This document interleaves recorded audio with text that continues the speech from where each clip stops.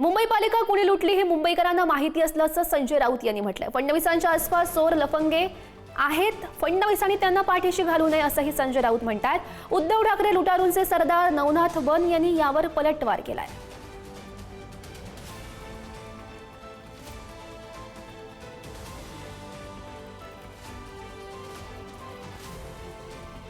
कोटीवरचं 25% commission त्यांच्याकडे पोचलंय। त्यात फडणवीस यांची लोक सुद्धा आहेत।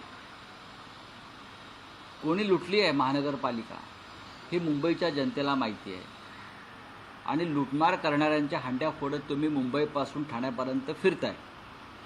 यांनी मुंबई लुटली त्यांच्या हंड्या आपण फोडताय।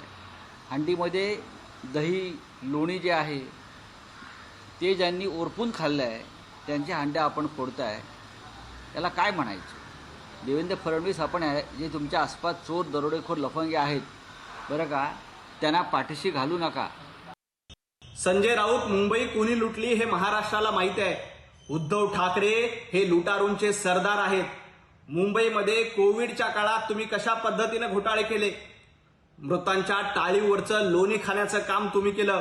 डेड बॅग देखील तुम्हाला पुरलेल्या नाहीत। एवढंच काय, कामगारांची खिचडी देखील चोरली आणि त्याही पेक्षा गंभीर बाब म्हणजे मिठी नदीतला गाळ आणि त्याचं कमिशन देखील तुम्ही खाल्लंय।